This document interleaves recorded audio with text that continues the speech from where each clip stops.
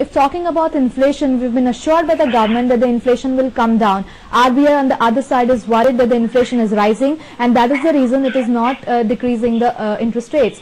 So when according to you, will the inflation come down? Well, I think our expectation is agenda of the RBI of bringing down the inflation numbers, and then it will work on the interest rates. Now you say that meeting that projection of RBI of the 5% inflation is not possible anytime now. When do you expect RBI to cut rates then? Well, I think RBI doesn't have to wait for inflation to come down to 5%. I think if it sees the growth slowing down faster, and if it sees the factors behind inflation being addressed, which I think it has been expressing in its policy, then I think they have already hinted that Asia's third largest economy still has a way to go to pull itself out, plagued by investors' fears about the approaching fiscal cliff. US stocks closed nearly unchanged on Monday after a day of uneven trading, plagued by the investors' fears about the approaching fiscal cliff. Moving to bullion now, according to Bombay Bullion Association, gold today opened at 31,775 rupees.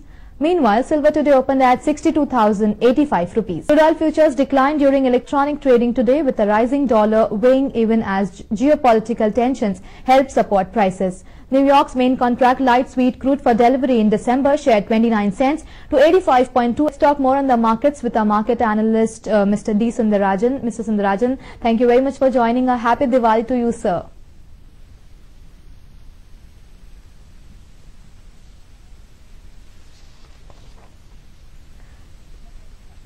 Alright, we'll get in Mr. Sundarajan sometime later. Moving on, solar energy plays a vital role to generate electricity by using different technology. So in order to meet the need for solar energy, the Intersolar India 2012 conference and exhibition was organized in Mumbai last week. The potential of the rapidly growing Indian solar market and present technical solutions were highlighted at the conference.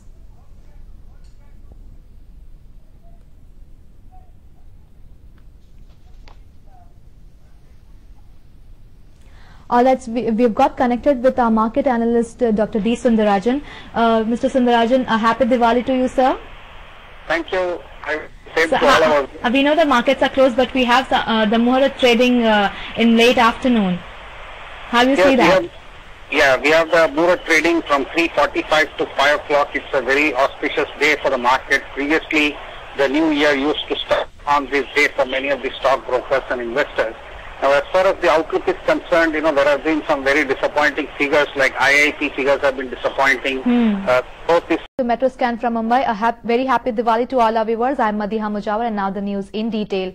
Maharashtra Chief Minister Prithviraj Chavan today met leaders of farmers' organization Raghunath Patil and Shankar Godse in Karad after the death of two farmers yesterday in a protest to hike the prices of sugarcane.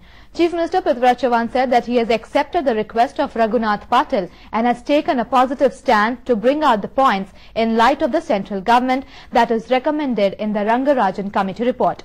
He has also called upon the protesters to end their strike, saying that it will harm the sugar factory owners, farmers and also the common man. Raghunath Patil expressed his satisfaction over Chief Minister's decision to negotiate, but he refrained economist with a rating from CRISIL. Mr. Joshi, thank you very much for joining. A happy Diwali to you, sir.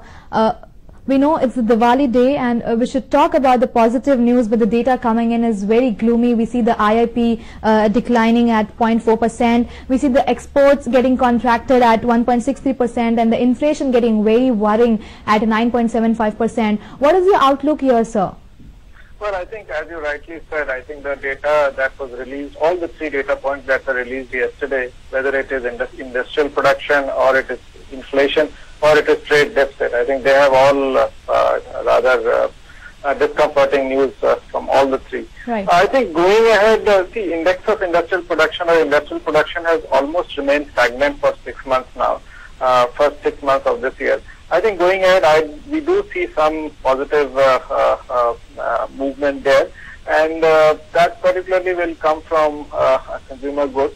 And if government manages to push its national investment program quickly, then we should see some impact on investments as well. But overall, we are expecting some pickup in industry going ahead, and some of it is visible because automobile sales, etc., were were quite good in the month of October. I think that that should get reflected going ahead. As far as inflation is concerned, it has been a very sticky problem for a very long time, and I don't see inflation coming to comfortable levels anytime soon.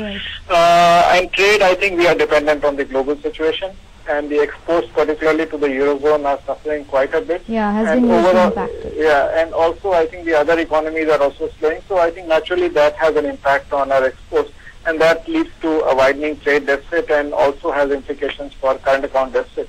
So I think as of now, I see the next few months of struggle, and maybe Your sales rose to a new high. The recent reports released by the Society of Indian Automobile Manufacturers also showed that there has been an annual growth of 5.26% in domestic, whereas the exports have gone down by 4.94%. Meanwhile, some automakers saw flat growth. This Diwali season brings in a good news for the auto industry. The increasing cost of living has had surely an impact on the buying mood of the consumers. This season, consumers are seen spending more on luxury items such as apparels and electronics. The apparel market, which expected a gloom this season, rose high with increasing profits. Similarly, electronic markets such as mobile phones and LED has also seen an increase in their sales. As Diwali is the season of new buying, consumers in the today on the occasion of Diwali, but in the afternoon we'll see some Muhurat trading. But the Asian stock markets fell today after Europe's finance ministers postponed approval of an urgently needed